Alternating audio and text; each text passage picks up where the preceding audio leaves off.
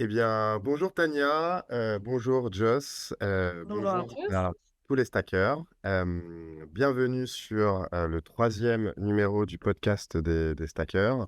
On a eu la chance de recevoir Pierre Schweitzer dans notre premier numéro où on a évoqué du coup, l'ascension du nouveau président argentin et du coup, sa propension à vouloir potentiellement proposer Bitcoin en tant que monnaie légale. Donc ça, c'était intéressant.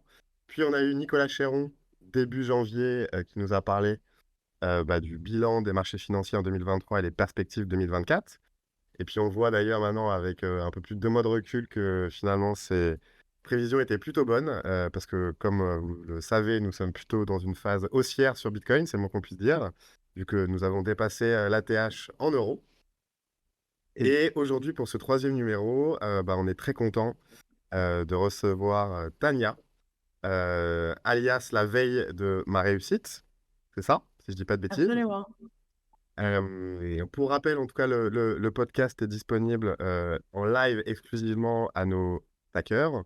Donc, bienvenue à tous. Et cet épisode sera du coup rediffusé sur les plateformes de podcast donc la semaine prochaine, dans quelques jours. Et pour ceux qui le souhaitent, hein, vu que cet épisode est rediffusé, vous pouvez devenir stacker en souscrivant à un plan épargne Bitcoin Premium. Alors pour rappel, un petit instant pub, le plan épargne Bitcoin Premium, c'est ce qui va vous servir à dépenser moins d'argent pour acheter vos Bitcoins, vu que vous pouvez prépayer vos frais. Par exemple, 100 euros sur le Premium 100 pour investir jusqu'à 10 000 euros et donc payer 1% de frais. Voilà. Et pour ceux qui ont encore plus de sous, qui peuvent investir jusqu'à 100 000 euros avec un Premium 500, ce qui revient à 0,5% de frais, soit l'offre la moins chère du marché en France pour des brokers Bitcoin. Donc voilà, bienvenue à tous. Donc Tania, la veille de ma réussite, aujourd'hui on va parler de beaucoup de choses. On va parler de son parcours atypique. On va parler également de l'investissement dans Bitcoin auprès des femmes. Et enfin, du coup, son expérience de crypto girl qui est arrivée finalement au Bitcoin maximalisme, n'est-ce pas? Mais ça, on y reviendra un petit peu plus en détail. En tout cas, son audience est quasiment, enfin en tout cas principalement féminine, donc c'est intéressant aussi pour Joss et moi de mieux comprendre cet univers, parce que ce qu'on disait d'ailleurs en préparant l'émission, c'est qu'aujourd'hui, on n'a que 13% de femmes parmi nos clients, alors qu'on n'a pas forcément ciblé spécifiquement les hommes dans notre démarche commerciale ou marketing. Et ça correspond aussi à peu près au taux qu'on voit sur Surfing Bitcoin. On est à peu près à 15% de femmes qui participent à l'événement. Voilà. Et donc, on a évidemment du temps pour les questions-réponses en fin d'interview pour les stackers qui le souhaitent. Donc, n'hésitez pas à préparer vos questions. Vous pouvez évidemment directement les poser dans le chat. Et nous, on les compilera et on les posera à la fin à Tania pour ceux qui le souhaitent. Eh bien, écoute, sans plus tarder, je pense qu'on peut commencer cette interview. Donc voilà, Tania, qui es-tu? D'où viens-tu? Ta vie, ton œuvre, présente-toi et présente-toi à tous nos stackers. Merci beaucoup de me recevoir. Merci aussi aux courageux d'être là et de nous écouter pour aborder un sujet, comme tu l'as dit, qui n'intéresse pas forcément beaucoup de monde, surtout quand on regarde le nombre de femmes qui investissent. Donc moi, je m'appelle Tania, je viens de fêter mes 34 ans, ça y est, je suis maintenant la vieille de ma réussite. Et effectivement, j'investis depuis un certain nombre d'années et on dit que j'ai un parcours atypique et je vais expliquer pourquoi. Bon, moi, j'étais la meuf un peu lambda, un peu normale. Je me suis mariée à 25 balais, mais voilà, j'avais un parcours dans le sens où j'étais réserviste professionnelle dans l'armée de terre. Donc, ça veut dire que j'étais souvent à l'armée, je partais souvent en mission.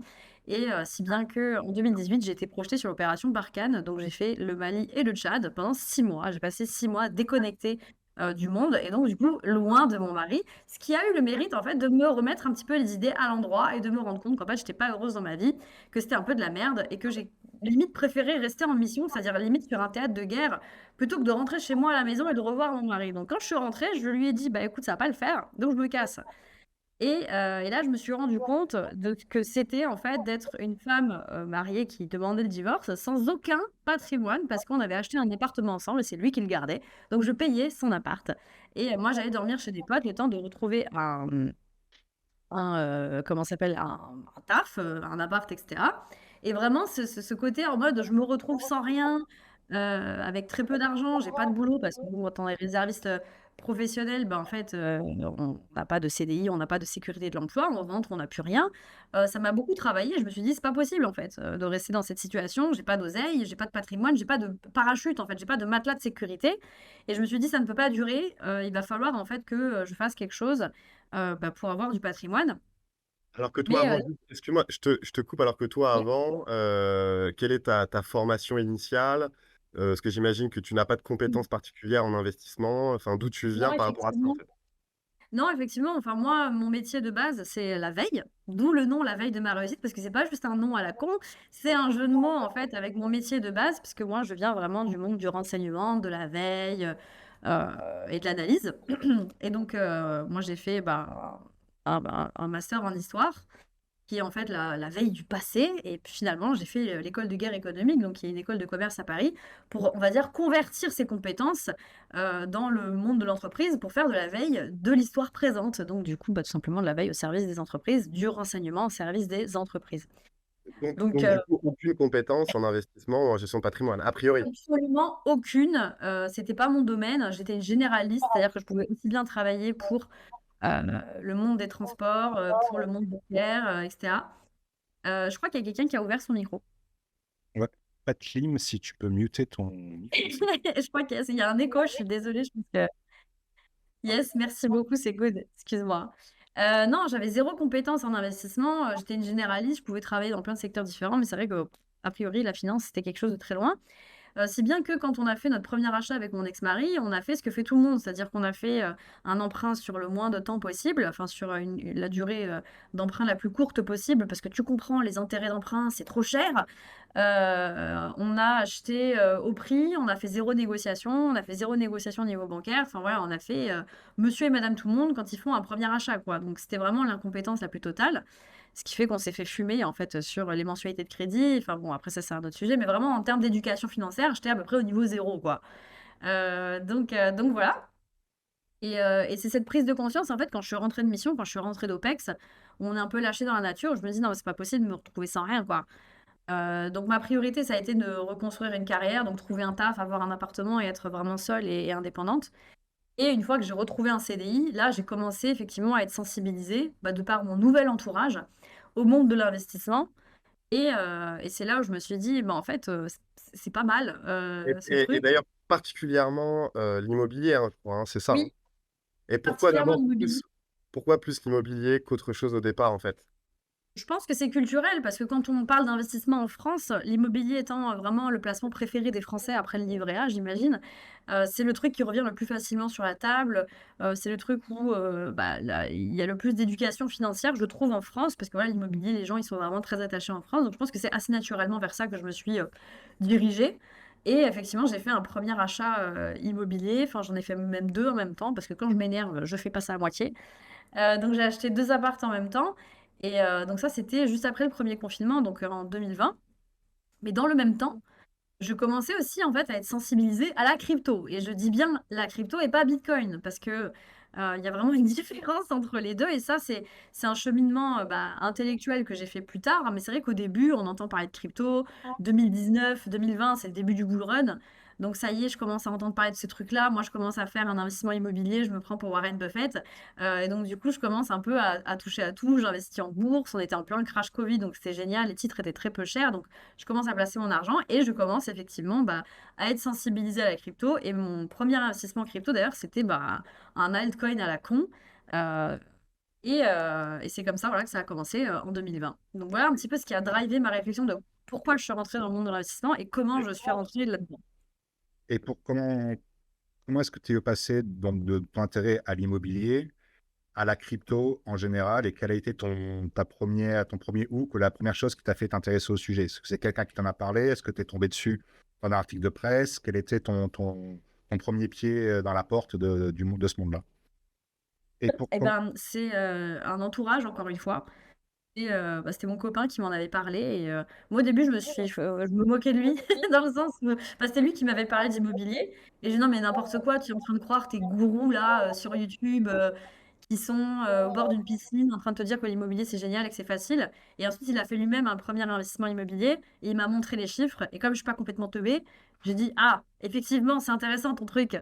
Et pareil, il m'avait parlé de crypto et c'est comme ça en fait que je suis rentrée là-dedans parce que en général, on m'en parle. Parfois, je peux avoir une réaction de rejet, mais après, j'étudie quand même le truc et je me dis bon, est-ce que c'est intéressant, est-ce que c'est pas intéressant? Pour le coup, pour l'immobilier, c'était intéressant. Pour l'altcoin, beaucoup moins.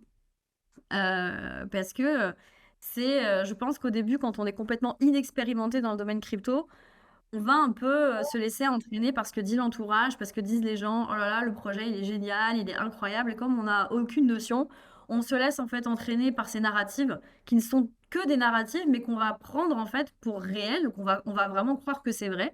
Alors que dans le monde crypto, il y a une vraie différence entre ce qui est cru et ce qui est vrai. Et bien, je pense qu'au début, c'est un petit peu le cheminement normal. On doit, je pense, se casser les dents pour comprendre un petit peu ce que c'est. Bah, en fait, j'ai cru à ces narratives-là et je me suis dit, bon, bah, vas-y, j'ai investi dans cet altcoin. Ok. Et donc, c'était sur une recommandation et pas suite à une de tes C'est ça, recherches. Et absolument. je suppose que tu t'es fait rect sur cet altcoin et Et bien, ça t'a même poussé pas. à faire tes propres recherches ou Et ben, c'est pas- non, je me suis pas fait rect. En vrai, j'étais quasiment à l'équilibre. C'est-à-dire qu'en fait, le truc, il a fait. En fait, je suis rentrée en plus sur le truc post-ICO, un truc éclaté au sol. Un projet français. Enfin, bon, bref, je vais pas m'étaler là-dessus. Mais je me suis pas fait rect en vrai. Ça allait. Mais c'est juste que je me suis rendu compte que j'ai fait mes recherches après. Et ça a duré longtemps parce que ce truc, je l'ai quand même hold hyper longtemps. Ça a duré plus d'un an le truc. À un moment donné, je me dis, non, mais attends, c'est quoi ce projet? C'est n'importe quoi. Je commence à écouter ce que disent les dirigeants. Ça me semble pas cohérent. Je rentre dans le groupe WhatsApp où il y a des autres investisseurs. Je vois que les autres investisseurs, ils y connaissent rien. Ils savent pas dans quoi ils ont investi. Là, je me dis, oh là là, dans quoi je me suis mise? Et c'est comme ça, en fait, que j'ai lâché le truc. Je l'ai vendu parce que je me suis dit, non, mais en fait, c'est nimp. J'ai mis mon truc, enfin j'ai mis mon argent dans un projet what the fuck, bon qui n'était pas si what the fuck que ça, mais en fait si, hein, c'est comme tous les projets un peu d'altcoin, le coin ne sert à rien, il ne sert en fait qu'à lever des fonds, mais ça tu le comprends beaucoup plus tard de comment ça fonctionne ce monde-là. Effectivement je me suis pas fait rec, j'ai eu de la chance, je pense. Ok. Alors, restons un peu sur toi, Tania. Est-ce que tu peux en fait nous expliquer, une fois que tu nous as dit tout ça, comment est-ce que tu es arrivé à percer sur les réseaux sociaux et pourquoi en fait as-tu voulu créer un compte Instagram la veille de ma réussite? Enfin, d'ailleurs, donc effectivement, on a compris que euh, finalement ce nom venait de ton parcours, mais est-ce que tu peux nous refaire un point sur voilà, ta volonté de percer sur les réseaux et avec un angle finance personnelle? C'est né d'une période de ma vie où c'était assez difficile pour moi. Je me suis retrouvée un petit peu toute seule avec mes investissements. Parce que, il y a encore une fois, il y a une narrative, je pense, immobilière qui est peut-être un petit peu moins violente que ce qu'on peut retrouver dans le monde crypto, mais on nous a vendu pendant très longtemps l'immobilier facile à base de c'est simple, tu verras, c'est passif, c'est le locataire qui paye ton crédit, etc. Et en fait, tu te lances là-dedans. Moi, en plus, j'en ai acheté deux en même temps parce que je suis un peu zinzin. Et en fait, tu te rends compte que c'est compliqué. Et du coup, moi, j'ai voulu vraiment en fait commencer à build in public, comme on dit, donc c'est-à-dire construire en public pour partager en fait ce quotidien qui détonnait de ce que les influenceurs nous vendaient. Tu vois, le lapsus révélateur qui détonnait en fait par rapport à ce que les influenceurs nous vendaient. Dans le sens où, ouais, l'immobilier, c'est simple, tranquille, facile. Regardez, je suis rentier, j'ai fait péter la lambeau. Et toi, tu es là comme un connard, tu dors sur ton chantier parce que l'artisan t'a planté, tu as des surcoûts, tu as des malfaçons et tu peins ta porte parce que tu peux pas faire autrement, quoi. Et en fait, ce discours de réalité, je pense, a plu. Et moi, je voulais vraiment en fait porter ce discours d'authenticité, de réalité. Et en fait, il y a beaucoup de gens qui se sont reconnus dans cette vie-là de l'immobilier parce qu'eux aussi, ils avaient investi. Ils n'avaient pas du tout la vie des influenceurs, ils avaient ma vie à moi. Et donc, en fait, j'ai commencé vraiment à avoir beaucoup de monde qui arrivait en fait sur mon compte à base, ouais, moi aussi, je ressens comme ça. Enfin, je me sens pareil que toi, j'ai le même vécu que toi, etc. C'est pas facile, on est ensemble, etc. Et voilà un petit peu comment ça a commencé Et à d'ailleurs, s'emballer. Moi, et d'ailleurs, du coup, je te coupe, mais est-ce que à ce moment-là, tu avais déjà une audience particulièrement féminine ou pas forcément? Est-ce que ça s'est construit dès cette époque-là? j'ai pas ressenti, je faisais pas forcément gaffe, et il me semblait que c'était quand même assez. assez équitable au niveau de la répartition. Des fois, je regardais les stats de mon compte, mais c'était un peu 60. Ouais, c'était du 60-40, c'est-à-dire, on va dire, de mémoire, c'est 60% de femmes et 40% d'hommes. Au fur et à mesure, j'avais un petit peu plus de femmes. Et Ok. c'est surtout, en fait, quand j'ai commencé à monétiser mon audience, où là, je me suis rendu compte que ma clientèle, elle était majoritairement féminine. Donc, il y a une C'est ça. différence entre l'audience et les Ouais. clients. Et les clients, donc c'est là où on va rentrer un peu plus sur la monétisation. Donc tu as décidé à un moment donné, quel a été le déclic pour créer ta newsletter? Quel a été le déclic pour créer ta formation? Est-ce que tu peux nous dire un petit peu d'où ça vient? Oui. Bah, en fait, moi, comme je l'ai expliqué, mon métier de base, c'est la veille. Et j'ai toujours fait ce métier-là au service des entreprises. C'est-à-dire que ben, il y a des grosses entreprises, des grosses agences qui commandent des analyses, des rapports, des sondages, des rapports de surveillance, des enquêtes, en fait, à des gens comme moi pour pouvoir surveiller leurs concurrents, surveiller leur environnement informationnel. Et moi, je me suis dit, en fait, ça, je l'ai toujours fait au service des entreprises, mais je suis intimement persuadée que ça peut être utile aussi pour le particulier qui va subir l'infobésité, qui va subir la désinformation, qui va subir une information en fait qui est tronquée ou qui n'a tout simplement pas le temps ou les compétences d'analyser. Et bien moi, je me suis dit, bah, en fait, je vais faire un truc qui rassemble mes deux passions, enfin mes deux compétences, on va dire, mes deux compétences clés, à savoir la veille, donc la recherche, l'analyse et la diffusion de l'information, et la finance. Et c'est comme ça que j'ai créé une newsletter qui était très accessible à l'époque, c'était 5 euros par mois. Et bah, à un moment donné, je suis arrivée, j'avais quasiment 200 lecteurs abonnés. Parce que les gens ils disaient vraiment ça règle mon problème dans le sens où moi j'ai pas le temps en fait de lire 470 articles de médias pour comprendre quelle est la teneur de tel ou tel sujet avec beaucoup d'objectivité. Moi je me proposais de faire ça en fait parce qu'en plus moi en tant que veilleuse avec une petite spécialisation sur l'OSINT, donc l'Open Source Intelligence, je savais dégoter l'information rapidement, trouver l'information fiable, avoir accès gratuitement à des contenus initialement payants. Bon, je veux pas m'étaler là-dessus mais en tout cas je sais le faire. Et aussi aller chercher des casseroles parce que quand on fait de l'OSINT, donc l'Open Source Intelligence, on fait. C'est pas du hacking, vraiment, je veux vraiment faire la différence avec ça, mais en tout cas, on connaît les techniques qui nous permettent en fait d'accéder à des informations pas compromettantes, mais qui pas facilement accessibles.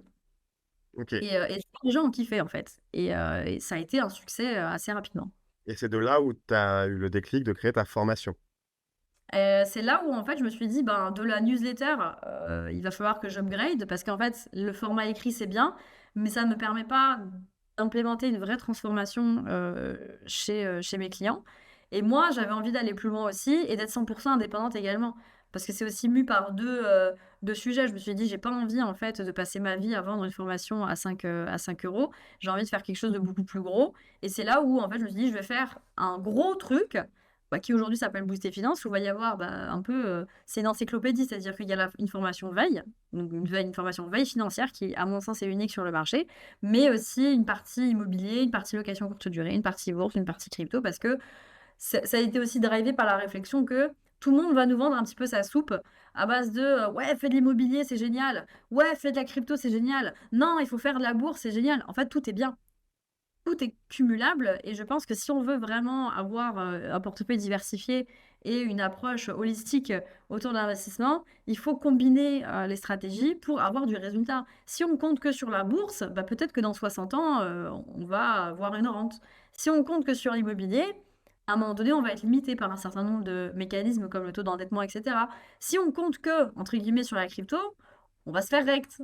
C'est sûr, à un moment donné, il faut, je pense, plusieurs cycles pour comprendre quand ça marche. Et dans tous les cas, le trading, c'est un métier. Donc, moi, je suis pas tradeuse. En fait, je me suis dit, en fait, tout n'a de sens que si on combine les stratégies. Et c'est ça qui a motivé, en fait, la création de ma formation qui veut être vraiment, qui va avoir une approche holistique et surtout accessible. Et alors, quel est le profil type des personnes que tu formes? Et ben, j'ai une majorité de femmes, justement, c'est ce que c'est ce qu'on avait commencé à dire tout à l'heure, c'est que j'ai une très légère majorité de femmes dans mon audience, mais par contre, dans ma clientèle, là, c'est vraiment sans équivoque, j'ai une majorité de femmes. Alors, c'est pas une majorité écrasante, je pense que c'est plutôt 75-25, malgré tout. Donc, moi, mon profil type, ça va être une nana qui est salariée ou qui qui est indépendante et qui, en fait, a envie de commencer à comment dire, se sécuriser. Je pense que le côté sécurité est hyper important pour cette audience-là. Commencer en fait à se sécuriser pour pouvoir se construire un patrimoine, investir et pour voilà, assurer sa sécurité pour potentiellement ses vieux jours. Et ça, c'est vraiment le premier objectif. Et le deuxième objectif, c'est un doux rêve qui revient souvent, c'est la liberté financière.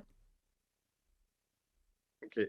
Et donc, selon toi, maintenant que tu connais un petit peu plus tes clientes, Oui. comment est-ce que les femmes, elles investissent et quelles sont, selon toi, les éventuelles différences avec les hommes? C'est difficile de faire des jugements à l'emporte-pièce parce que je pense qu'il n'y a pas une communauté de femmes, il y a des communautés de femmes, de la même manière que c'est très difficile de mettre tous les hommes dans le même panier. Mais je pense qu'on regarde un Évidemment, peu donc les femmes comme si je vais, c'était... je vais, je vais te demander quand même de faire un peu des caricatures, mais même Oui, si je suis bien d'accord sûr. avec toi que c'est évidemment à prendre avec précaution, mais quand même dans les grandes lignes, est-ce qu'il y a bien une différence? Encore une fois, nous, on voit, Oui. et je répète cette stat, que 13%, alors après, nous, on est dans le Bitcoin spécifiquement, mais 13% de notre clientèle sont des femmes, donc c'est quand même très peu, alors que nous, encore une fois, on n'a pas décidé de cibler les hommes plus que les femmes. Donc il y a bien naturellement des différences qui nous, en fait, nous échappent aujourd'hui, mais les femmes ont bien une façon d'investir qui est différente des hommes. Et comment, Bah, toi, tu l'expliquerais? j'ai envie d'avoir une réflexion en entonnoir. Donc voilà, après mon petit disclaimer de il n'y a pas une communauté de femmes et plusieurs Oui, communautés de femmes, j'ai envie d'avoir une réaction, enfin une réflexion en entonnoir de se dire bah, déjà de base, quand on regarde bah, les différences de salaire que ont les femmes par rapport aux hommes, peut-être déjà ça peut être un élément d'explication. La précarité de l'emploi est différente aussi, dans le sens où par exemple moi j'ai eu deux femmes ce matin en échange, une en call et une par écrit. Les deux ont la même situation, c'est-à-dire bah, voilà, moi j'ai des enfants. Euh, il y en a une qui est maman solo et l'autre qui est avec un militaire. Donc autant vous dire que en fait les deux sont maman solo. Trouver un taf qui puisse bah, se plier à ces exigences-là, pas passer pour la relou de service quand il y a un enfant qui est malade, qu'il faut partir plutôt du taf, pas passer pour la meuf qui veut juste crassucer, enfin qui veut juste se barrer plus tôt. C'est hyper compliqué. Et en fait, ça, je pense que ça, c'est des choses qu'on retrouve particulièrement chez les femmes, beaucoup plus que chez les papas, par exemple. Et donc, du coup, en fait, voilà, pour avoir cette réflexion en entonnoir, je me dis qu'il y a des contraintes spécifiques aux femmes, bah, qu'on continue à avoir en France, qui peuvent déjà jouer sur la capacité des femmes à investir financièrement. Déjà, ça, c'est la première chose. Et sur la capacité des femmes à investir du temps pour intellectuellement se bâtir une réflexion autour de l'investissement. Parce que les femmes, de mon point de vue, et ça c'est vraiment très personnel, vont avoir un profil d'investisseur un petit peu plus sécuritaire que les hommes, dans le sens où bah, souvent elles ont des enfants à charge, souvent elles pensent plus à leur famille, elles pensent plus au côté sécurité. En fait, elles ne veulent pas toucher à un truc sans être sûres de ce que c'est, sans vraiment comprendre exactement dans quoi elles mettent leur argent. Alors que quand je parle avec d'autres hommes, ils ont un profil un petit peu plus dégène, dans le sens, ouais, non, mais vas-y, moi je sais pas ce que c'est, je m'en fous, je mets 1000 balles, et au pire, ça se transforme en 5000, et au pire, je les ai perdus. Ça, c'est un discours que j'entends beaucoup chez les hommes, que je vais entendre beaucoup, beaucoup, beaucoup moins chez les femmes. Donc, je pense qu'il y a un besoin en fait de compréhension de ce que c'est avant de se lancer, ce qui est un peu moins vrai chez les hommes qui sont plus en mode YOLO. C'est exactement ce que nous disait Nicolas Chéron la dernière fois. C'est que justement, les filles étaient beaucoup plus posées et réfléchies dans leur façon d'investir, alors que les mecs étaient très, très impulsifs et avaient un profil de risque un petit peu plus dangereux, on va dire, comparé aux femmes. Donc ça rejoint un peu la tendance de ce que nous avait expliqué Nicolas. Mais tu vois, alors Non. après, ok, donc ça c'est ta vision, on va dire, empirique des choses, mais très concrètement, du coup, les femmes, ça veut dire quoi? Ça veut dire qu'elles placent que dans le livret A. Donc, je caricature volontairement, hein, mais j'enfonce un pavé dans la mare volontairement. Mais c'est quoi? C'est que des investissements ultra sécurisés où en fait le risque est très maîtrisé. Est-ce qu'elles investissent justement en immobilier, en bourse?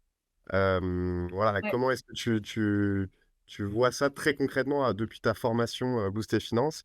Comment tu vois bah, justement l'impact bah, sur les prises de décision des femmes dans leurs décisions d'investissement?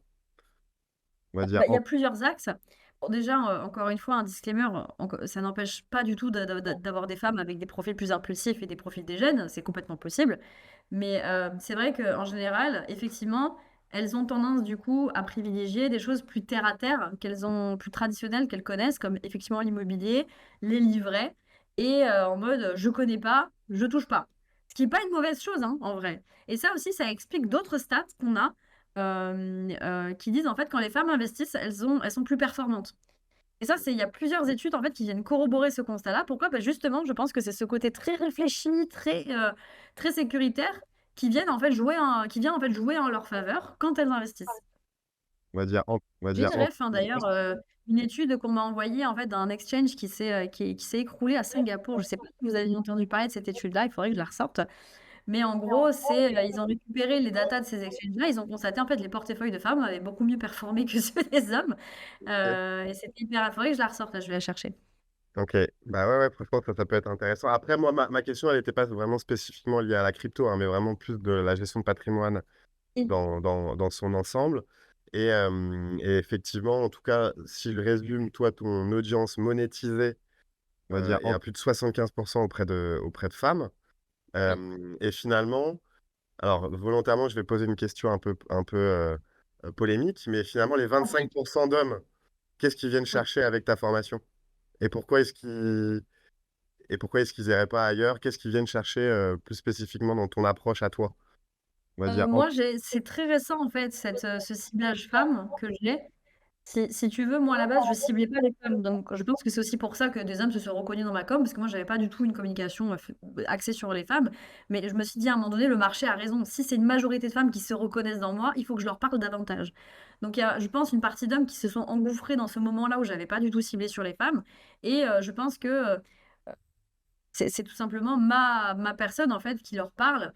Parce que j'ai le On va dire, côté investissement dédié aux femmes, c'est très récent et c'est surtout pas du tout mon principal pilier de communication. Il y a beaucoup d'autres choses qui va plaire à ces personnes-là, le côté très authentique, le côté cette approche holistique qui plaît. Moi, il y a beaucoup de gens qui viennent me voir et qui me disent moi j'aime bien le fait que tu abordes tout en même temps parce que je pense que personne ici n'est monoactif. Je pense qu'on a toujours tous plusieurs actifs. Tu as peut-être de l'immobilier en plus du Bitcoin, etc.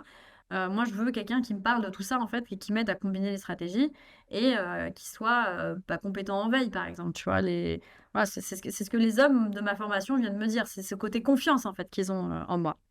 et d'ailleurs, quels sont tes canaux de distribution? C'est principalement Instagram, c'est ça, hein? Ou alors tu as Et d'autres. c'est social media, bon, pas seulement Instagram, parce que je suis maintenant présente sur tous les réseaux.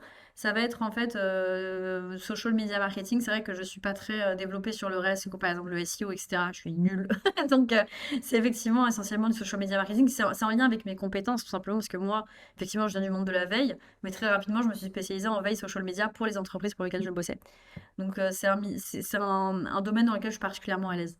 Et d'ailleurs, tu as vu ton compte Instagram exploser à la hausse. Et quels ont été d'ailleurs les triggers qui ont fait que bah, du coup, tu as eu une augmentation du nombre d'abonnés? Bah, Et comment tu l'expliques maintenant avec du recul? c'est deux choses. De un, c'est la ligne éditoriale c'est deux choses très authentiques, très directes. Les gens, en fait, respirent. Ils me disent, ah, c'est un bol d'air frais parce que tu racontes pas de bullshit. Tu vas dire les choses hyper cash et ça fait du bien, en fait, d'arriver sur un compte Instagram qui est pas Instagrammable. Parce que moi, je suis la meuf qui va faire des lives à 22 h le soir en train de me démaquiller, me brosser les dents et j'en ai rien à secouer. Donc ça, ils kiffent. Donc c'est le côté de la ligne éditoriale, tout simplement. Et c'est tout simplement l'utilisation professionnalisée des canaux de communication à ma disposition. Quand en 2020, non, c'était en 2021, les réels sont arrivés, c'est un format que j'ai tout de suite exploité et c'est comme ça que ça a explosé. Il faut savoir que quand un réseau social sort une fonctionnalité, il veut qu'on l'utilise. Et il va privilégier les gens qui l'utilisent. Et moi, je l'ai utilisé à fond et j'ai eu des stats complètement dingues en termes de vues sur mes vidéos. Parce que j'étais une des premières, en fait, à l'époque, à parler d'immobilier en réel. Parce que voilà, j'avais ce côté naturel et spontané qui me permettait de le faire, là où les autres influenceurs se prenaient tellement en sérieux que les réels, c'était pas fait pour eux. Ok. Et toi d'ailleurs, du coup, juste le rythme de publication, c'était un tous les jours ou un tous les deux En termes de jours réels, Ouais. non, c'était plusieurs par semaine, mais c'était pas un par jour. Ok, mais donc du coup, l'algo Instagram t'a mis en avant parce que tu avais une publication quand même qui était régulière. Et au début, si je comprends bien, et aujourd'hui, alors est-ce que c'est toujours le cas? Non, Est-ce c'est que comment, non, comment ça a évolué finalement? aujourd'hui, je continue à publier. La ligne éditoriale a un petit peu évolué dans le sens où, enfin, c'est pas la ligne éditoriale, mais c'est le côté professionnalisant en fait des vidéos. C'est beaucoup plus professionnel. Maintenant, je fais appel à un vidéaste aussi de temps en temps, etc. Même s'il y a des choses qui continuent d'être nature peinture. Mais je continue à utiliser les vidéos, etc. Maintenant, c'est pas la même portée. sachant que je recherche pas forcément l'explosion à tout prix parce que ça ramène quand même beaucoup de déchets sur son compte. Il faut dire les choses honnêtement. Plus on est C'est-à-dire, visible, plus les gens vont venir. est-ce que tu peux être plus précise là? Qu'est-ce que tu entends par déchet? Bah, Non, des c'est gens, que en fait, vont s'abonner par erreur ou des gens qui, en fait, vont s'abonner parce qu'ils ont vu une fois une de tes vidéos, puis en fait, ils te regardent plus jamais, ils ont plus rien à foutre de ton contenu. Des gens qui interagissent pas avec ton compte. Et aujourd'hui, je suis plus dans une démarche où je vire les abonnés toutes les semaines. C'est ça. Alors après, ma question était un peu plus intéressée, c'est est-ce que tu vois quand même, parce qu'on a quand même aussi pas mal de constats des réseaux sociaux sur le fait que des haters se manifestent ou des gens qui potentiellement n'apprécieraient pas ton contenu et l'exprimeraient de manière très directe. Quelle est ta relation justement avec les haters? Est-ce que tu en as? Et comment tu gères ça?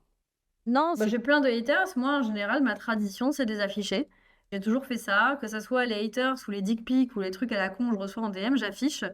Bon, de façon modérée, tu vois, mais c'est vrai qu'en général, je m'en amuse. Bah, en fait, moi, j'ai toujours dit que les haters, c'est comme le charbon. En fait, il faut les mettre dans la machine et ça devient de la vapeur et ça fait avancer la machine. Bah, faut bien qu'ils servent à quelque chose. Donc, bon, je me suis dit autant qu'ils servent à ça, quoi. Parce que sinon, ils servent vraiment à rien, les pauvres. Et moi, en général, voilà, je les affiche. Il y a des moments qui sont plus difficiles que d'autres parce que c'est par vague, en fait. Des fois, je vais avoir des vagues de haters et puis des fois, j'aurai personne. Bon, bah voilà, ça arrive. Mais Et on en d'ailleurs, aura toujours des haters. est-ce qu'il y a une typologie d'haters? Est-ce que c'est plus des hommes, des femmes? Ou c'est quand même plutôt des hommes, je dirais, non? Comme ça, Alors, spontanément. c'est marrant parce que j'ai une majorité d'hommes, effectivement, dans les haters, mais ça m'arrive d'avoir des femmes et c'est particulièrement désespérant. Et elle te Mais reproche quoi d'ailleurs, juste par curiosité? la dernière que j'ai eue, pour elle, j'étais un scam. Donc, du coup, elle publiait sur toutes mes vidéos scam, scam, scam, scam, scam. Et du coup, des fois, je la tag. Parce que Mm. quand j'ai pas assez d'engagement, je peux toujours compter sur mes haters. Du coup, des fois, bah, tiens, je faudrait que je la tag là prochainement pour qu'elle Eh ben, revienne en fait. ok, alors ça, c'est une bonne transition sur ma question suivante, c'est alors, pourquoi est-ce qu'elle considère que c'est un scam? Et finalement, donc tu verras pourquoi je fais le lien, c'est quel est finalement toi ton discours, pour revenir un peu sur le sujet Bitcoin, qui permet d'arriver à convaincre les femmes d'investir dans le Bitcoin? Parce qu'évidemment, vous aurez compris que Bitcoin est l'opposé d'un scam, donc je suis quand même curieux de savoir pourquoi est-ce que cette jeune femme te considère comme une scammeuse alors que tu fais justement la promotion du Parce Bitcoin. qu'elle en a aucune idée de ce que je raconte.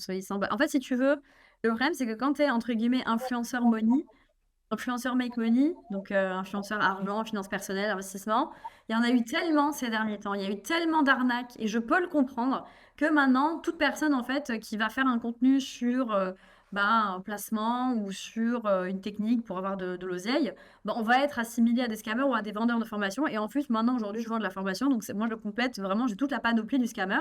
Et je comprends en fait qu'il y a une irritation vis-à-vis de ce discours-là. Donc, je le prends pas trop au sérieux et quelque part, je le comprends dans le fond et j'essaye vraiment de me distinguer.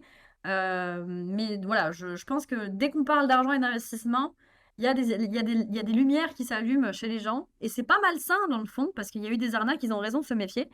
Donc voilà, je pense que dès qu'on parle de ces sujets-là, c'est quelque chose qui va arriver. Je sais que moi, je vais toujours me faire accuser d'arnaque, c'est comme ça. J'ai préparé mon armoire argumentaire pour contrer ça.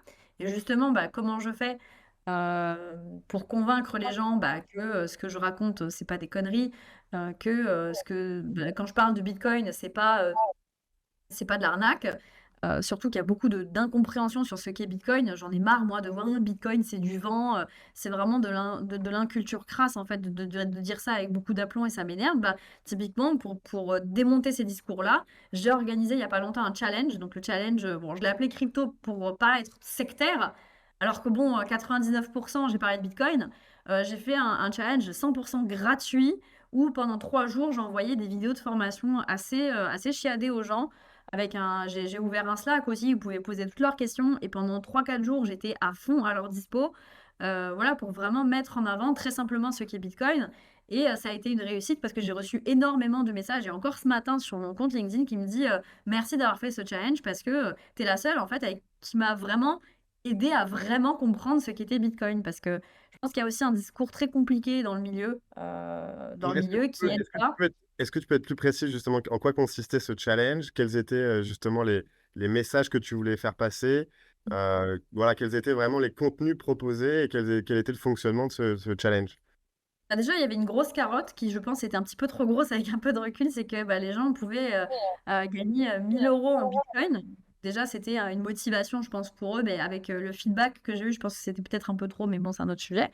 Et en fait, le challenge, c'est vraiment 3 jours pour comprendre Bitcoin. Donc, pendant 3 jours, ma promesse, je vous promets que vous allez comprendre ce que c'est et que vous n'allez plus vous sentir largué par rapport à ce que c'est. C'était vraiment ma promesse.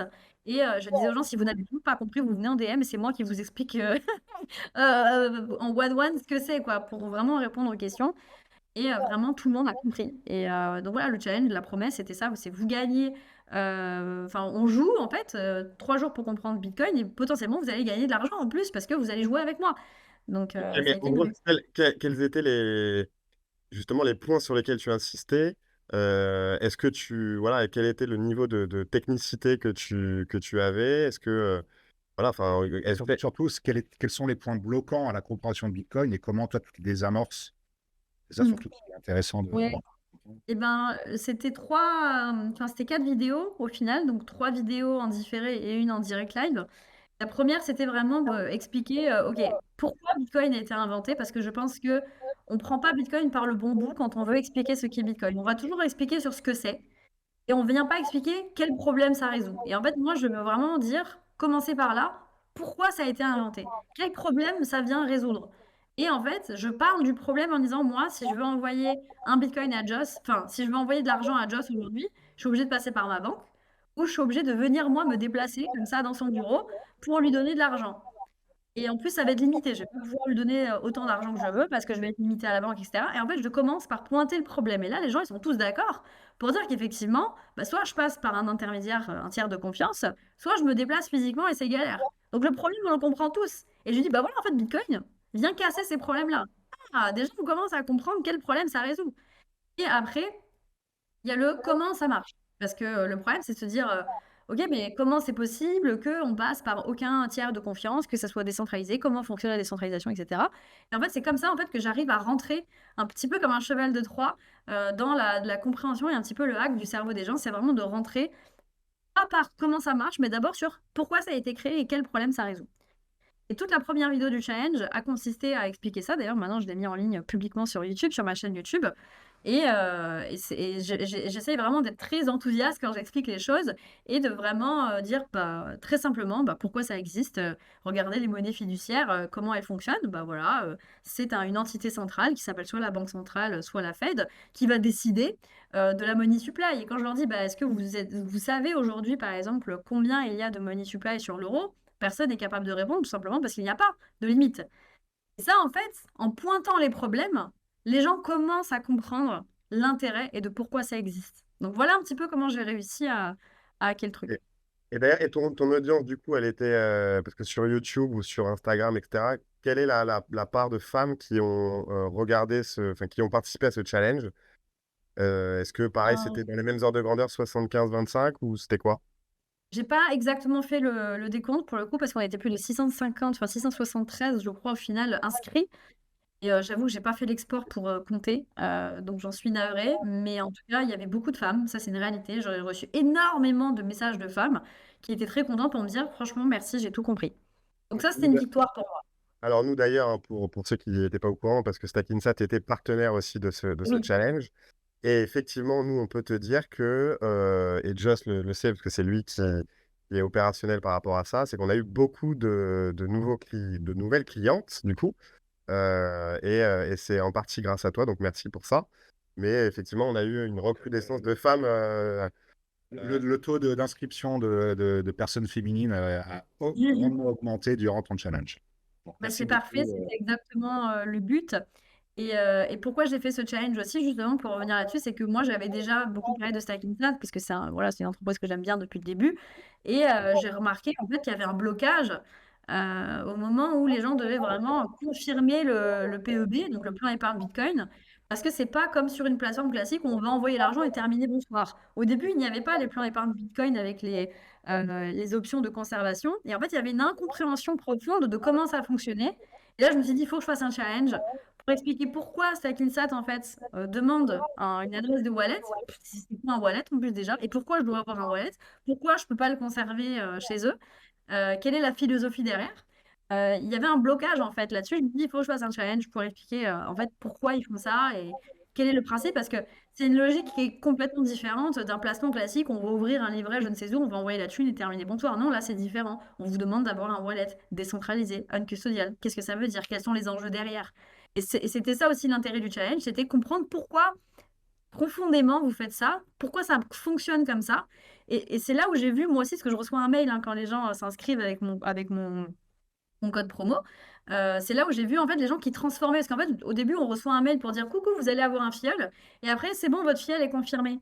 Et avant le challenge, j'avais toujours le mail coucou, vous allez avoir un fiel, mais jamais je transforme. Parce qu'il y a un blocage. Le challenge m'a permis en fait d'expliquer ça. Genre, pourquoi il faut une adresse. Merci pour ton effort de. Bah ouais, non, mais c'est clair. Alors après, de toute façon, tout ce que tu nous dis là, nous, on en est conscient. Et c'est d'ailleurs pour ça Mon code qu'on a promo. lancé une option de conservation, même si c'est un petit peu contre notre philosophie. Mais de toute façon, c'est une réalité du marché. Les gens, en fait, ils ont envie voilà, d'une solution clé en main, j'allais dire. Bon, même si le mauvais jeu de mots est pas forcément bon, mais bref. Euh, une solution, en tout cas, qui leur facilite la vie. Et effectivement, de laisser l'argent sur la plateforme, c'est beaucoup plus simple que, effectivement, d'avoir la responsabilité, d'avoir ses clés privées sur un wallet externe, etc., une custodiale. Donc voilà, même si nous, voilà, on essaie quand même de faire un effort de pédagogie pour inciter les gens à ce qu'ils conservent eux-mêmes leur Bitcoin, Mm. c'était bien aussi que toi, tu le fasses de ton côté, que tu arrives aussi à parler à ton audience, donc on va dire principalement féminine, et qu'elles arrivent justement à être convaincues de l'intérêt de le faire. Alors après, je ne sais pas d'ailleurs si dans les faits, Mon code elles promo. l'ont fait à travers une livraison directe ou une livraison en conservation. À voir. Ça, Ah, je sais pas, à voir. Ça peut être ouais. intéressant justement de comparer Oui, aussi à ce niveau-là. Est-ce que les femmes ont tendance à choisir les solutions de conservation ou pas? oui. Non, non, c'est vrai, c'est vrai. Non, non, mais écoute, merci pour ça. Je pense qu'on peut passer au dernier chapitre. Et ça, c'est un chapitre qui nous tient à cœur aussi avec Joss. Mon Et code promo. finalement, alors on a appelé ça, nous, de la shitcoineuse au Oui. Bitcoin maximaliste. C'est marrant. Alors, volontairement, c'est des termes bah, voilà, qui sont forts, Ouais. même si c'est un peu caricatural, et, probablement. Mais c'est effectivement ça aussi qui fait réagir les gens. Et on en a parlé un petit peu en début de podcast, mais effectivement, tu as commencé à travers ce premier shitcoin qui t'avait été recommandé par ton mec, je crois, je sais plus. Ouais. Voilà. Et est-ce que tu peux, voilà, toi, nous revenir un peu sur ton expérience, sur voilà, quels ont été tes premiers pas dans la crypto après l'achat de ce shitcoin? Comment tu as évolué? Est-ce que tu utilises le fameux Dior? Et quels ont été tes premiers investissements en crypto? Et voilà, et comment finalement tu es devenue une bitcoineuse et que tu as un peu mis de côté tous les autres altcoins et pourquoi en fait? C'est intéressant. Mon code promo. Mon code promo. Bah, c'est marrant parce que justement, la deuxième vidéo du challenge, c'était psychologie de marché. Et j'expliquais en fait dans cette vidéo pourquoi les retails sont une proie sur le marché crypto. Mon Et code ça, c'est promo. quelque chose que j'ai moi-même constaté. C'est que, voilà, moi, j'ai acheté ce premier shitcoin, j'en ai acheté d'autres par la suite. J'ai découvert Bitcoin fin 2020. J'ai acheté mon premier Bitcoin sur une plateforme où en fait, c'était pas un Bitcoin. Parce qu'au début, on n'y comprend rien, on n'y connaît rien. On se dit, ah, j'ai du Bitcoin. En fait, t'as un truc qui réplique la valeur du Bitcoin, donc c'est sur Revolut, hein, qui n'est pas une mauvaise plateforme en soi, parce que je pense que toutes ces plateformes de vulgarisation et qui rendent accessible ont leur rôle à jouer. Mais après, il faut tomber dans le terrier du lapin et il faut chercher. Et, euh, et donc voilà, en plein bull run, on investit dans des alts, on essaye de faire du Dior, donc ça signifie quoi? Ça veut dire do your own research. Et en fait, tu es là, tu cherches, tu essaies de comprendre les narratifs, tu essaies de comprendre la technologie, tu te dis, ah, ce projet, il est cool, mais en fait, tu comprends un peu rien au final, et tu commences à te faire rect. Donc, tu as ce côté frustrant, en fait, qui intervient en disant, mais je comprends pas pourquoi je me fais rect. Et, euh, Mon et au code promo. final, j'ai fini par tout convertir en Bitcoin. Et c'est là qu'a commencé Alors, en fait, mon tu vas cheminement. un peu trop vite là. Qu'est-ce qui s'est passé justement? Quels ont été? Après, tu peux même en citer, hein. Comment tu avais décidé d'investir dans certains shitcoins? Parce que j'imagine qu'il y a eu quand même. Alors, soit c'était pur émotionnel, parce que c'est aussi ça, malheureusement, l'investissement, c'est qu'on agit avec nos Oui. émotions. Est-ce que du coup, après ton Dior, tu avais justement investi dans telle et telle crypto et tu t'es quand même fait rect derrière. Essaie d'être un peu plus précise par rapport à ça. Effectivement, il y a des choses sur lesquelles je me suis fait rect et il y a des choses sur lesquelles j'ai fait des multiples. Je te donne un exemple, tu vois. Moi, je suis rentrée sur Luna. Au tout début, il valait que dalle. J'ai fait un x4, x5 et j'ai vendu parce que j'ai un profil assez défensif. Le truc, après, il a fait un fois what 1000 et j'étais dégoûtée. Mais là, c'est le côté psychologique. Mais après, il y a des trucs que j'ai hold assez longtemps. Et je me suis dit, waouh, c'est chaud, j'ai fait un moins 90%, tu vois. Parce qu'on me les a chillés, parce que je me suis dit, ouais, ok, bon, bah si lui, il s'y connaît, bon, bah je vais lui faire confiance et je vais acheter, tu vois. Tu te retrouves avec des trucs complètement éclatés sur la blockchain Polkadot, tu sais même pas comment sortir ça de là, parce que Polkadot, c'est imbitable. La tech, elle est imbitable. Et je te dis, ouais, mais qu'est-ce que j'ai foutu, quoi. Et, mais je pense que la réflexion, elle est longue, parce que tout s'est passé un petit peu en même temps. C'est le bull run prend fin, effectivement, tu commences à te faire rect. J'ai eu le réflexe en fait à un moment donné parce que voilà, j'avais aussi moi acheté des formations, des accompagnements. Je me faisais conseiller aussi, enfin conseiller, c'est un mot, un gros mot dans le monde de l'investissement, mais je me faisais conseiller aussi. À un moment donné, j'ai dit bon ok, je sors du marché parce que c'est en train de cracher et je remets tout sur soit du stable, soit sur Bitcoin. Et, et je pense que c'est là justement qu'a commencé en fait mon cheminement intellectuel. Et d'ailleurs, Surfing Bitcoin a joué un énorme rôle là-dessus parce que ben, des événements aussi friendly en France, il n'y en a pas beaucoup, je trouve. Quand tu prends les autres événements crypto, ça ne sera pas pareil, tu vois. Et donc, du coup, moi, je suis venue dès le début et en fait, ça a joué un rôle énorme en fait dans mon ouverture d'esprit sur Bitcoin. Et en fait, tu commences à comprendre ben, pourquoi Bitcoin est notre crypto. Et là, je me dis, bon, ok, je vais commencer vraiment à rentrer dans le vif du sujet, mais de façon énervée, tu vois. Je commence à lire plein de bouquins. Je commence à regarder des reportages, à discuter avec des gens, à lire des articles énormément et à moi-même observer le marché. Et c'est là où en fait tu comprends la différence fondamentale entre Bitcoin et le reste. C'est là où tu comprends en fait la supercherie des altcoins parce que 99% ne sert à rien. Et c'est là où tu commences à comprendre en fait c'est un monde qui s'auto-finance, qui s'auto-supporte, qui s'auto-alimente. Et en fait Bitcoin a été un peu le prétexte à tout ça. Et c'est là où tu te dis mais en fait c'est le seul actif qui a un réel intérêt derrière parce que Bitcoin a deux sens, selon moi. Il y a Bitcoin comme euh, levier d'investissement, et c'est OK. On a le droit de voir Bitcoin uniquement comme un levier d'investissement, et on a Bitcoin comme outil de liberté. Et en fait, c'est au moment où j'ai compris que Bitcoin était un outil de liberté que je suis devenue Bitcoin maximaliste. C'est-à-dire qu'en fait, il n'y a aucune autre, en fait, il n'y a pas de crypto-monnaie à part Bitcoin. Le reste, ce n'est pas de la crypto-monnaie. C'est du truc spéculatif ou pas, qui ont une utilité ou pas, mais ce ne sont pas des crypto-monnaies. Il n'y en a pas d'autres. Et ça, je ne dérogerai jamais là-dessus. On ne me fera jamais dire l'inverse. Aujourd'hui, Bitcoin est tellement antifragile que c'est impossible en fait de le concurrencer. En fait, donc, dès que j'entends le Bitcoin killer, je rigole très fort. Et voilà, c'est comme ça en fait que tu en arrives à cette compréhension-là et cette lecture en fait du marché m'aide aujourd'hui à être performante en termes d'investissement parce que oui, c'est un outil de liberté, je le vois encore comme un outil d'investissement, mais maintenant je fais vraiment la différence entre Bitcoin et le reste. C'est pas du tout la même chose.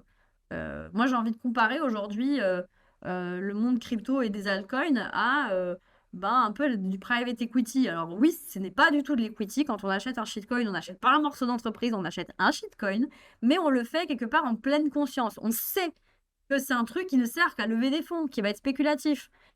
Mais c'est pas de la crypto-monnaie, c'est un shitcoin, quoi. Mais voilà, c'est ça en fait qui a drivé ma réflexion. En fait, si je résume, hein, et tu me dis si c'est correct, au plus tu t'intéressais à Bitcoin, au plus tu avais du désintérêt pour le reste de l'écosystème crypto, c'est ça? Alors, la phase de désintérêt, elle a existé, effectivement, mais c'est pas tant du désintérêt dans le sens je ne m'intéresse pas à ces trucs-là comme levier d'investissement, mais c'est en mode je ne crois plus aux narratives qu'on me vend, parce que ces narratives ne sont là que pour alimenter une forme de spéculation qui est inhérente en fait au marché financier. Et, et c'est un désintérêt en mode ouais, ok, tu vas me dire que c'est le projet, le super projet révolutionnaire, je sais que c'est du bullshit. Mais je vais avoir du recul pour me dire, ok, c'est une narrative. Et je sais faire la différence aujourd'hui entre ce qui est vrai et ce qui est cru. Et je sais que dans le monde des marchés financiers, ce qui est cru est plus important que ce qui est vrai.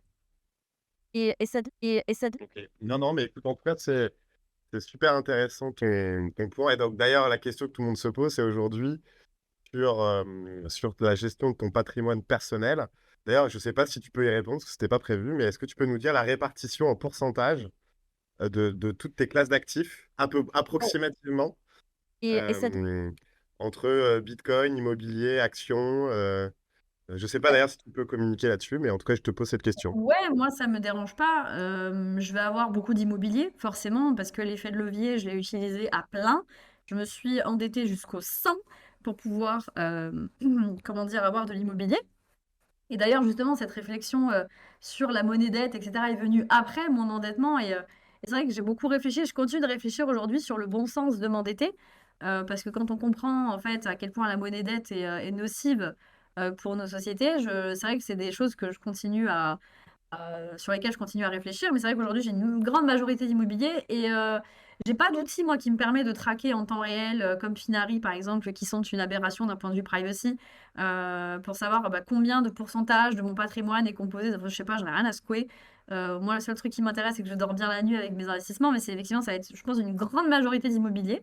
Mais là, Maintenant, comme ça, de tête, tu dirais combien approximativement?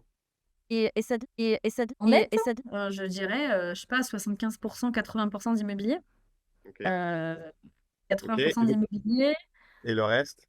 80% d'immobilier, 15% de Bitcoin, Ah, c'est bien. quand même 4% de bourse et peut-être 1% de Bitcoin, tu vois. Ok. Ah, donc il y a quand même un peu de shitcoin. Bah, C'est j'ai les restes. j'ai des reliques de l'ancien bull run quand même, que je suis pas non plus totalement stupide. Et après, le truc aussi, c'est que déjà de un, quand on forme les gens sur le domaine, on peut pas être sectaire parce que oui, j'explique ce qu'est Bitcoin, mais je suis bien obligée d'expliquer ce qu'est le reste. Tu fais une Bien sûr. démo sur le Wallet Phantom qui marche sur Solana, sans Solana, ça marche pas. Donc, tu achètes du Solana. Et puis après, t'es pas débile non plus. Tu peux très bien savoir que c'est un shitcoin. Et t'es pas con, tu vas pas non plus dire ah non, moi je refuse de faire un x10 parce que je suis extrémiste religieux. Non, alors, je sais. Je sais très bien qu'il y a une narrative sur tel truc. Le truc va faire un fois je sais pas combien, mais tu le fais en pleine conscience. Tu vois ce que je veux dire? C'est tu sais que le truc, tu vas le revendre parce que jamais tu hold une daube pareille, mais t'es pas con non plus d'un point de vue. Tu restes un investisseur, tu vois. Et typiquement, ouais, si je dois faire, par exemple, enfin, mon profil de money management, ça va être en mode jamais, au grand jamais, je sors de Bitcoin pour aller sur un shitcoin. C'est de l'argent frais, par exemple, que j'investis en plus de mon allocation qui est initialement prévue pour Bitcoin. C'est plutôt comme ça que j'ai envie de le faire. Et c'est comme ça que je suis plus à l'aise dans mon investissement. C'est-à-dire, moi, j'alloue des fonds sur Bitcoin, mais je veux pas, je suis très mal à l'aise à l'idée de sortir Bitcoin pour aller sur du shitcoin. Je préfère en fait faire une allocation supplémentaire, faire un effort d'épargne supplémentaire pour aller sur le shitcoin, pour ne pas grignoter sur ce que j'ai initialement prévu pour Bitcoin. Voilà un petit peu comment je m'organise. Et donc, tu disais que ton audience féminine était plutôt sur un profil d'investissement beaucoup moins risqué, plus réfléchi, plus posé. Et donc, globalement, quand tu leur parles de crypto, est-ce qu'elles sont plus intéressées par Bitcoin et le côté un peu sécurité du vieux pépère Bitcoin, ou est-ce qu'elles sont plutôt allées chercher un peu plus de risques sur les altcoins pour aller chercher un x100 rapidement? C'est quoi leur sensibilité d'investisseuse dans ces conditions? Bah, actuellement, j'ai une majorité de débutantes. Et ce que moi, je leur explique, c'est que je veux pas. Moi, j'ai un biais et je suis très transparente sur mon biais de Bitcoin maximaliste. Et je dis, je veux pas que vous ayez le même biais que moi, je veux que vous construisiez votre propre réflexion et que après la formation, après les coachings de groupe, après tout ça, vous puissiez vous aussi déterminer ce que vous êtes. Et je veux pas vous contaminer en fait, je veux que vous fassiez vous-même votre petit bonhomme de chemin. Moi, je suis là pour vous éduquer, pour vous aider là-dedans. Euh, mais aujourd'hui, pour répondre vraiment à ta question, j'ai des personnes qui sont intéressées, qui sont vraiment plutôt avides d'en savoir plus et d'avoir quelque chose de relativement sécuritaire. Donc, certes, Bitcoin revient, mais elles ne sont pas fermées à être diversifiées. Ok. Et c'est toujours dans un optique d'investissement pour gagner de l'argent, ou est-ce que tu sens qu'il y a un attrait pour une technologie, pour une promesse quelconque d'une blockchain qui va faire ci, ça? Est-ce que c'est vraiment un aspect, je mets de l'argent pour investir ou je mets de l'argent pour soutenir un projet parce que je crois à la cause de leur blockchain magique qui va révolutionner X, Y, Z? Ça, je l'entends pas, pour le coup, parce que je pense que c'est le côté débutant qui joue aussi. Et moi, de toute façon, dans la formation, je suis très réaliste sur ce genre de truc. Moi, j'explique, voilà, il y a des projets qui vont vous expliquer que c'est un projet révolutionnaire et en fait, c'est éclaté au sol. C'est pour vous faire acheter. Vous êtes une proie sur les marchés parce que le retail est une proie. Sans retail, on ne peut pas finir un marché haussier. Donc, faites attention à ça. Et donc, moi, je serais toujours. Enfin, je pense que c'est aussi lié à ma pédagogie qui fait bien comprendre que, il y a une différence, voilà, entre ce qui est cru et ce qui est vrai. La blockchain magique, c'est une narrative. L'IA, c'est une narrative en ce moment dans le world actuel. Ça, je suis hyper, comment dire, pédagogue là-dessus en me disant bien, faites attention à ces narratives-là, ne tombez pas dans le panneau. Donc, c'est vrai que chez moi, je l'entends très peu. Mais du coup, pour encore une fois répondre à ta question, moi, ce que j'entends, c'est plutôt j'investis dans la crypto et surtout dans le Bitcoin en mode long terme. Voilà. Moi, je veux un portefeuille d'investissement long terme. Le côté outil de liberté, je l'entends pas encore beaucoup dans mon audience féminine. C'est plutôt une audience masculine qui va être très à cheval là-dessus, euh, en mode cypherpunk, tu vois, un petit peu. Mais je pense que c'est qu'une question d'éducation financière. D'ailleurs, je vois que Ross a posé une question dans le chat qui est en lien avec ça. C'est comment on peut améliorer l'éducation financière et la compréhension de l'investissement. Je pense que c'est quelque chose qui est culturel et qui va venir avec le temps. En mode, Moi, je vois déjà une grosse différence, par exemple, avec l'Amérique du Nord, où nous, on a oui. notre retraite par répartition, donc on est un petit peu piloté par l'État pour faire confiance à avoir des sous quand on sera à la retraite. Alors que moi, j'étais au Canada, mais aux États-Unis, c'est pareil. Tu es vraiment une retraite par capitalisation. Donc, tu es forcément obligé de t'intéresser au marché financier si tu vas avoir de l'argent à ta retraite. Donc, je pense qu'il y a ça, ça joue énormément du Oui. fait qu'en France, on n'est pas éduqué et on ne cherche pas à s'éduquer parce qu'on n'a pas de raison de le faire quelque part. C'est l'État-providence, c'est ça, hein, pour moi, ça rentre un petit peu dans l'explication culturelle que j'ai donnée tout à l'heure. C'est-à-dire que culturellement, bah, déjà de un, voilà, on n'est pas obligé de le faire, on n'est pas tenu, c'est pas une question de survie de s'intéresser au marché financier. Et de deux, on est quand même dans un pays qui est extrêmement fiscalisé, où l'argent c'est mal, où être fonctionnaire c'est bien. Et donc, du coup, forcément, culturellement, il y a des choses qui coincent, quoi. En mode, Exactement. Et donc, il avait relié un article, enfin, un sondage un du point sondage, ouais. Ouais, ça fait. Où enfin, 72 92% des votants disent Ouais, et c'est quand même, oui, parce que alors, évidemment, ne voient pas comment dire, le sondage en question, c'est pourriez-vous investir en Bitcoin? Donc, c'est Le Point qui a organisé ça. Et il y a quand même plus de, allez, 4500 réponses, dont 4100 non, donc soit plus de 92%. Donc, c'est quand même énorme. Alors, après, c'est l'audience du Point, mais c'est vrai que c'est énorme. Franchement, on est oui, early hein, encore du coup hein. C'est pas une mauvaise nouvelle hein. Moi je suis contente quand je vois ça, je me dis c'est parfait, il y en aura plus pour moi parce qu'on le rappelle, il n'y a que 21 millions de Bitcoin. Il y en a plus de 19 millions qui ont été minés, donc moi ça me va. et on obtient le Bitcoin au prix où on le mérite, quelque En part. mode, c'est violent mais c'est vrai. C'est vrai, aujourd'hui, je pense qu'il y a au moins 90% de la population française qui a déjà au moins entendu le mot Bitcoin et qui a lu un article ou qui en a entendu parler. Donc, on ne peut pas dire que le sujet il est sûrement mal connu, mais il n'est pas méconnu. Donc, quelque part, tout le monde a la possibilité aujourd'hui de s'y intéresser s'il en a vraiment envie.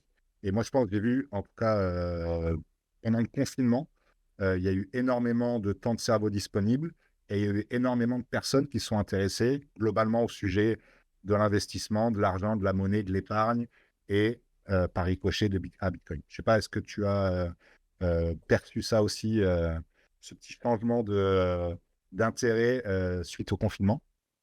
Oui, il y a eu pendant le confinement, c'est clair que moi j'entends énormément de gens qui ont changé leur vie pendant le confinement. Bon, moi j'étais plus occupée à ronger mon frein et à péter un câble dans mon 29 mètres carrés terrarium en région parisienne. Mais c'est vrai que pour beaucoup de gens, ça a été game changer de pouvoir accorder du temps à ce genre de choses, quoi. C'est ça. Et quelque part, nous, on est quand même très bien lotis en France. On n'a pas vraiment de problème de bancarisation. Comme tu dis, on a un État-providence qui soutient énormément sa population. Mais les populations, par exemple au Nigeria, qui sont contraints et forcés de s'éduquer sur le sujet, le font parce qu'ils sont obligés. Pareil, les Chypriotes, quand ils se sont fait chipper leur épargne en 2013, ils étaient contraints et forcés de s'y intéresser. Les habitants du Venezuela, Mm. qui ont une monnaie est vraiment très très faible, sont aussi obligés de s'y intéresser. Donc quelque part, D'ailleurs, j'ai un super marque-page qu'on me donne à chaque fois à Surfing Bitcoin, qui sont des bolivars. Ça me fait beaucoup rire d'ailleurs. J'aime beaucoup les petits clins d'œil. Je suis très fan. Mais effectivement, moi, tu vois, j'ai fait une tribune dans CoinHouse récemment où j'expliquais en gros que on est en fait on est toujours trop ethnocentré quand on parle du Bitcoin, c'est-à-dire que on va dire que Bitcoin sert à rien parce qu'on n'a pas été confronté au besoin. Je pense qu'on apprécie le goût du miel quand on a goûté celui du vinaigre. Le jour où ça va commencer à sentir mauvais avec l'euro, je pense que là aussi, on va être contraint et forcé, comme tu le dis, de s'intéresser à Bitcoin parce qu'on va se rendre compte tout à coup que c'est utile et que ça a une vraie utilité sociale. Et c'est pour ça que je dis, en fait, dire que Bitcoin sert à rien, c'est un privilège de blanc. Je l'ai dit il n'y a pas longtemps sur cette tribune. Ça m'a valu une micro shitstorm, on va dire, mais malheureusement, c'est vrai. C'est que, ben, en fait, il faut arrêter de on est des privilégiés, en fait, déjà, quand on dit que ça sert à rien. Et de deux, quand on commence surtout à s'intéresser, enfin, à insister sur l'impact carbone du Bitcoin, alors là, c'est le summum du privilège de blanc, quoi. Euh, c'est vrai que ça m'a valu un petit peu de remous, mais voilà, j'avais envie un petit peu de ruer dans les brancards et de faire réfléchir les gens en leur disant, hé, les gars, les privilégiés, en fait. Et il faut c'est vrai que s'interroger. dans le monde occidentalisé, ultra bancarisé, on a facilement accès au système bancaire. Il n'y a pas vraiment de questions à se poser. Une fois que tu pars à l'étranger et que tu te confrontes un peu à une autre réalité bancaire, bah, tu C'est ça. perçois un peu plus l'intérêt du Bitcoin beaucoup plus facilement, quoi. Donc, pour Voilà. répondre à une question de Rost, je pense que c'est un mix de tout ça et que malheureusement, le français moyen a très peu d'intérêt et de temps disponible pour s'intéresser à ce sujet-là. Donc, c'est Ouais. malheureux, mais on essaye chacun à notre niveau de faire avancer un peu le sujet, quoi. C'est ça. Mais moi, j'ai une dernière question, parce que ça fait déjà un peu plus d'1 heure qu'on est ensemble, hein, Talia. Donc là, cette discussion est très, très intéressante, très enrichissante. Euh, En Donc, résumé, moi, j'aimerais que tu nous dises euh, quels seraient les meilleurs arguments pour convaincre des femmes d'investir dans Bitcoin et de faire en sorte que la part de femmes chez Stackinsat augmente. Parce que ça, finalement, on a toujours un peu cette question avec Joss et Mathieu, hein, c'est que voilà, nous, on aimerait justement avoir plus de femmes parmi nos clients, mais on n'a pas encore la clé. Donc peut-être que la clé, c'est toi, Tania. Dis-nous tout. Bah, tu vois, non, mais c'est intéressant parce que je pense que on est dans un monde où on est toujours influencé par d'autres humains et le fait qu'il y ait des rôles modèles féminins joue. Alors, c'est un peu présomptueux de ma part de faire genre je suis un rôle modèle, mais c'est pas forcément entre guillemets être un rôle modèle, c'est plutôt une voie, ouvrir une voie, être visible, se rendre visible parce que contrairement à ce que beaucoup pensent, les gens, c'est pas facile d'être visible, on ramasse quand même beaucoup de merde. C'est se rendre visible pour pouvoir en fait faire de la pédagogie, montrer que c'est possible, montrer qu'une autre forme d'investissement est possible et voilà, être un modèle pour des femmes qui vont en fait se sentir plus en sécurité, plus rassurées d'échanger avec d'autres femmes. Ça, c'est une réalité aussi. Et je pense que être femme formatrice pardon, et influenceuse, ça aide en fait à créer ces espaces de sécurité pour montrer des méthodes d'investissement qui sont différentes et qu'on peut le faire aussi. Et je pense que la clé ultime, c'est de mettre en avant Bitcoin comme un outil de liberté et comme un outil d'émancipation, parce que ça, pour le coup, c'est vrai. Ok, ok, ok. Bah non, non, écoute, merci en tout cas. Je sais pas si Joss, tu as une dernière question. Non, non, globalement, on a fait le tour de tout ça. Ouais, bien sûr, on aurait toujours envie de continuer la conversation, mais je pense qu'on fera ça sur la terrasse du casino de Biarritz fin août lors du prochain Surfing Bitcoin. Et on pourra Ou même continuer avant. cette discussion. Bon, Et bon, bien sûr. évidemment. En tout cas, nous, effectivement, c'est vrai qu'on n'a pas trop parlé de nos actus, mais on a donc finalisé une levée de fonds communautaire à 1 million d'euros. Donc, on organise, Bravo, voilà. d'ailleurs. Merci, merci. On essaie aussi de rapprocher cette communauté en organisant justement des meet-up. Donc là, on a décidé avec Joss et Mathieu qu'on allait en organiser un par trimestre dans chacune des régions de France. Donc on a fait le premier meet-up des stackers à Bordeaux, c'était en décembre. Et le prochain meet-up des stackers, c'est donc à Paris le 21 mars. Donc voilà, c'est évidemment gratuit pour tous les stackers, donc ça je tiens à le dire. Et on a quand même décidé d'ouvrir aux autres clients qui ne sont pas stackers ou à n'importe qui d'ailleurs qui souhaiterait venir à cette soirée. On a la chance d'avoir la présence de Yorick de Montbine, qui est pour moi le meilleur orateur français sur Bitcoin, qui va nous faire une petite keynote d'une vingtaine de minutes. Voilà, donc ça va être dans un cadre convivial sur les grands boulevards. D'ailleurs, on va annoncer le lieu là tout à l'heure.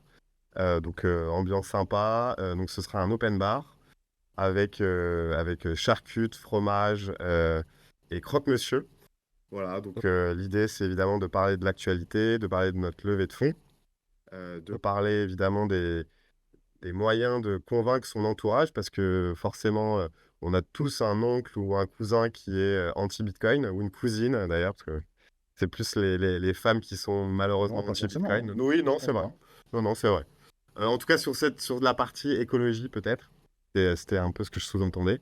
En tout cas, voilà, ça va être l'occasion de débattre de tout ça Et de euh, rencontrer nos stackers. et de rencontrer nos stackers. Donc, d'ailleurs, Tania, tu es la bienvenue si tu es dans le coin à ce moment-là. En tout Avec cas, plaisir. voilà, n'importe qui peut venir. On va ouvrir l'accès, on va créer une billetterie, là, je pense, bientôt. Et n'importe qui pourra y accéder. Mais en tout cas, ce sera évidemment gratuit pour nos stackers. Et on a hâte de vous rencontrer et de trinquer à cette belle levée de fonds et à nos projets. Parce qu'évidemment, on continue notre lancée sur la marque Surfing Bitcoin parce que c'est l'éducation et l'éducation, comme on l'a compris lors de ce podcast, c'est la priorité pour convaincre les gens. Donc, Surfing Bitcoin aura bien lieu fin août à Biarritz. On va d'ailleurs annoncer les dates officielles du coup autour du 20 mars lors de ma chronique sur BFM Business. Et voilà, on vous attend nombreux. En tout cas, merci Tania pour ce podcast. D'ailleurs, où est-ce Avec que plaisir. on peut te retrouver sur les réseaux? Oui. Comment on fait pour s'inscrire à ta newsletter gratuite? Comment est-ce qu'on garde contact avec toi sur Internet? Vous allez sur LinkedIn, sur X, sur Instagram, sur YouTube, vous tapez la veille de ma réussite. En général, c'est la.veille.de ma réussite. Vous mettez Tania avec un J. En général, il n'y en a pas 50. Et voilà, vous allez tomber sur mon profil. Je réponds à tout le monde à partir du moment où on ne m'écrit pas «Salut, ça va?» Très bien. Ok. Merci Eh beaucoup. ben, merci Tania. Merci à toutes de nous avoir écoutés. Et on va encore une fois publier cette interview, ce podcast, du coup, la semaine prochaine, donc à partir du 11 ou 12 mars, quelque chose comme ça. Voilà. Voilà. Merci à tous. Merci à tous. Avec plaisir, merci.